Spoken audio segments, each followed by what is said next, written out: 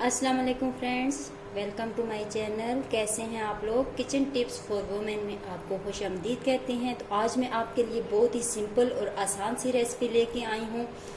जैसा कि आपको मालूम है कि रमज़ान है और अफ्तारी में दिल करता है कि बहुत ही कोई अच्छी ठंडी सी मज़ेदार सी ड्रिंक हो। तो उसके लिए आज हम बनाने लगे हैं watermelon milk shake. Watermelon milk shake बनाने के लिए जो हमें इंग्रेडिएंट्स चाहिए हैं, उसमें हमने 1 कप वाटरमेलन लिए हैं और उनमें से जितने भी सीड थे वो रिमूव कर दिए हैं। शुगर आपने अकॉर्डिंग टू टेस्ट लेनी है। इसमें हमने फ्रेश मिल्क की क्रीम ली है। ये भी आप अपने टेस्ट के हिसाब से अगर आपको पसंद है तो ऐड कर सकते हैं, अदरवाइज़ आप इसको स्किप भी कर सकते हैं। मिल्क लिए हमने नॉर्मल मिल्क जो घर में होता है। अगर आपके पास ये नहीं है तो आप डिब्बे का कोई भी मिल्क यूज़ कर सकते हैं। तो ये हम तकरीबन 3 से 4 अफराद के लिए ड्रिंक रेडी कर रहे हैं। तो चलें स्टार्ट करते हैं कि इसको हमने कैसे रेडी करना है।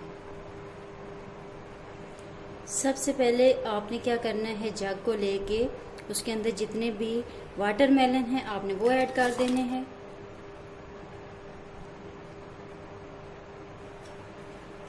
फ्रेश क्रीम मैं इसमें 3 टेबलस्पून ऐड कर रही हूँ।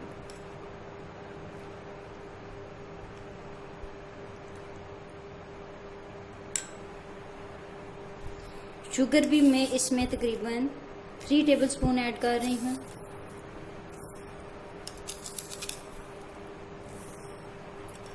आप अपने हिसाब से कम या ज़्यादा कर सकते हैं। इसमें हम 2 ग्लास मिल्क ऐड कर देंगे। ये मैंने ठंडा मिल्क लिया है, बिल्कुल ठंडा है, फ्रिज से लिया है।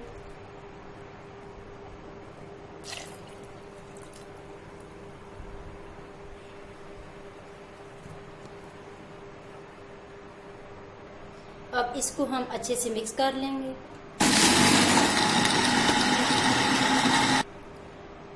जूस हमारा मिल्क शेक हमारा बनकर रेडी हो गया। अब इसको हम डिश आउट करके आपको फाइनल लुक दिखाते हैं। मिल्क शेक को आपने पेश करने से पहले 1 टेबलस्पून आपने रूह अफ़ज़ा लेनी है और आपने रूह अफ़ज़ा की मदद से इसको गिलास को अच्छे से गार्निश कर लेना है। इससे बहुत प्यारी लुक आती है। ग्लास को हमने रूह अफ़ज़ा की मदद से गार्निश कर लिया है। बहुत ही प्यारी सी लुक आ रही है।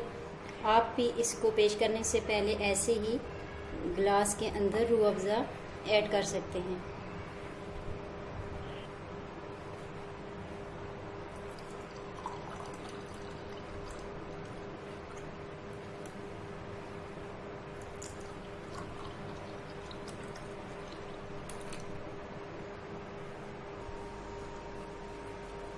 डिश आउट करने के बाद अब इसके बिल्कुल एंड पे मैं इसमें थोड़ा सा आलमंड को क्रश किया हुआ है वो ऐड कर दूंगी। इसका टेस्ट और फ्लेवर बहुत ही अच्छा आता है। आप इसको अपने टेस्ट के हिसाब से ऐड कर सकते हैं।